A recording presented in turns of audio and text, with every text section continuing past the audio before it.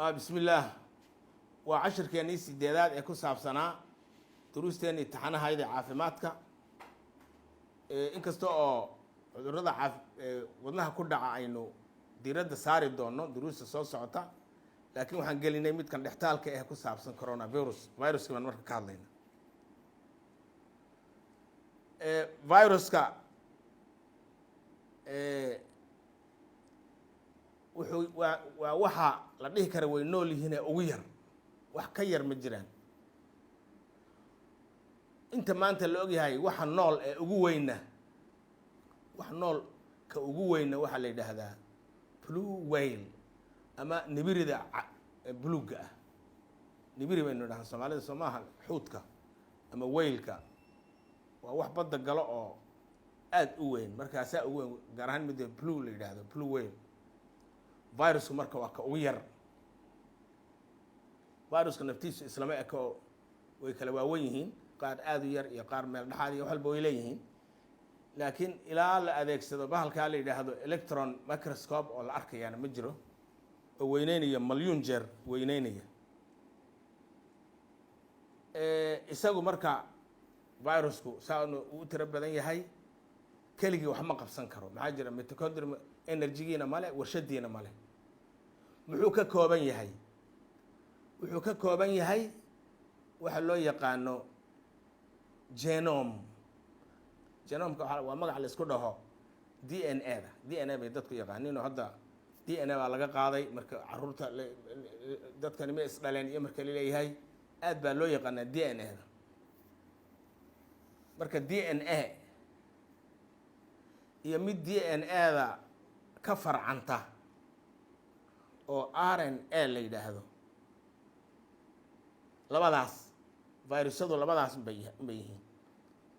waxaa tiro badan marka la yiraahdo kuwa RNA-da ayaa tiro badan kuwa DNA-da yaa yar waxa weyn macluumaad fara badan oo ku saabsan baan rabaa inaan idin sheego waxa weyn xagga weynanka ama dhererka marka la yiraahdo kuwa DNA-da ayaa ka weyn kuwa RNA-da aad bay u yar yihiin waxay noqon karaan labadooduba RNA-da iyo DNA-duba hal xadhig saas yaan ku tarjamaynaa waa single strand baa la yidhaahdaa af ingiriisiga single strand waa hal xadhig ama laba xadhig oo isku duuban oo double strand la yidhaahdo na way yeelaan labadaan way yeelan karaan mid isla leh DNA iyo RNA ma jirto unugyada kale ee aan viruska ahayn oo ka bilaabay bacteria-da ilaa blue whale-kaas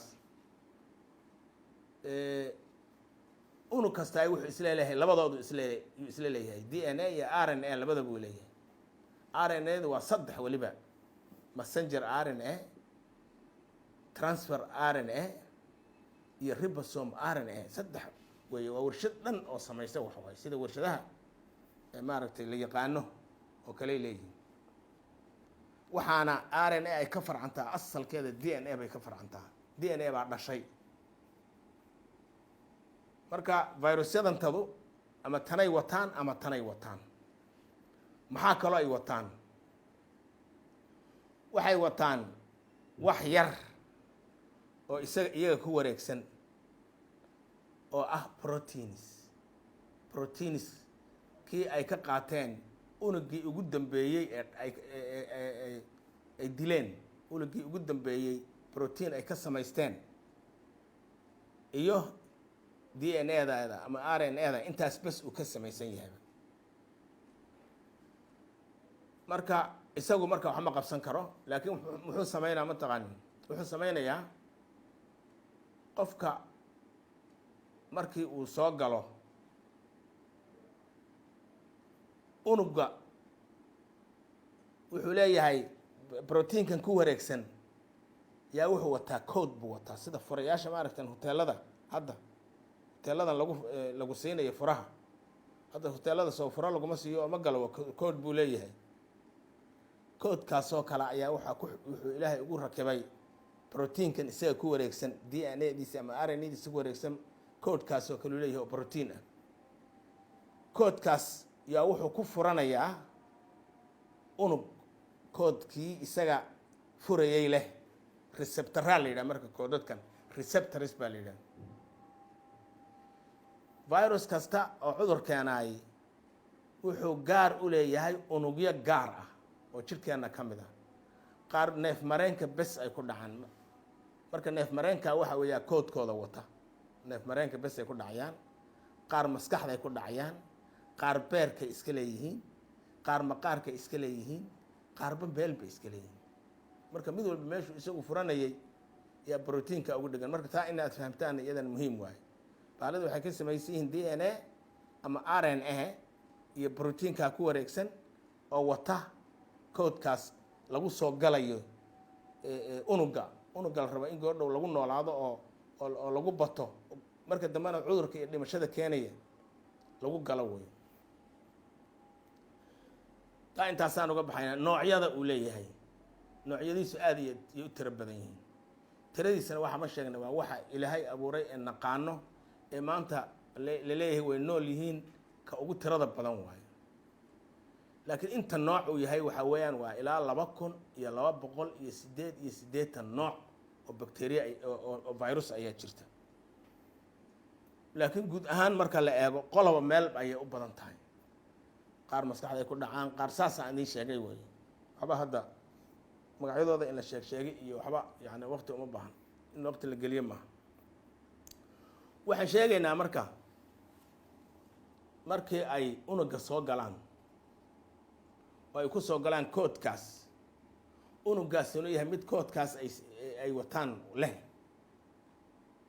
oo cudurrada kuwa sanbabada waa kuwa sanbabada hadda sida coronavirus aan ka hadli doono waa kuwa wuxuu ku dhacayaa neef mareenka bes uu ku dhaca meel kale uu ku dhacay male maxaa jira koodku uu wato wuxuu ku geli karaa oo keliyata unugyada neef mareenka ayuu ku geli karaa markay galaan inta iyagoo koodka isticmaalaya markay galaan meel kale kuma leexanayo wuxuu aadayaa oo keliyata d n a dii unugan uu soo galay ee masalan dadka cudurka marka d n a da wuu marayaa waxa weeyaan meel d n a da ay iskaga xidhmaan oo isleeyihiin baa jirta meeshaa markii uu d n a diisa ku xidho ama r n a dii watay markuu ku xidho saacaddaa laga bilaabo unugii uu galay ama selkii uu galay waa la afduubay saasaa la dhihi karaa it has been hijacked waa la afduubay wuu afduuban yahay unugaasi hawshu isagu qabsan jiray dib dambe uma qabsanayo wuxuu u shaqaynayaa viruskan buu u shaqaynayaa viruskan kada wuxuu kala wareegay maskaxdii buu kala wareegay selkii isagu u shaqaynayaa unugaasi wuxuu bilaabayaa in brotiino uu u baahan yahay viruskani iyo isagii in la qaybiyo isagii marka waxaa soorooda siday u badan tahay hal virus markuu sel galo ama uu unugii galo halkii virus wuxuu kuu samaynayaa 100 markay ugu yar tahay 100 virus oo kale ayaa samaysmaya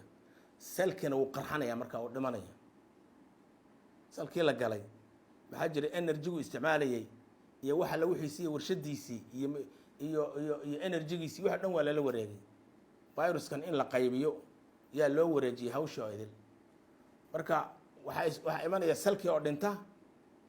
iyo 100 virus oo meeshii ka soo baxa 100kaa virus waxay gelayaan haddana 100 unug oo kale ay geli waxaa ka soo baxaya 100 kun baa ka soo baxaysa kun bay geli saasaa waxa weeye unugyadii uu qofkani lahaa bukaankii uu lahaa unugyadiisii ee ku saabsanaa masalan sanbabada oo kale sida coronaviruska unugyadii oo dhan baa dhimanaya marka saasuu cudurku ku imanayaa qaabka ay adeegsadaan virusyada ay cudurku u keenana waa sidaas way ku xidhanayaan koodkaas ay ku xidhanayaan gudahay geli d n a diisii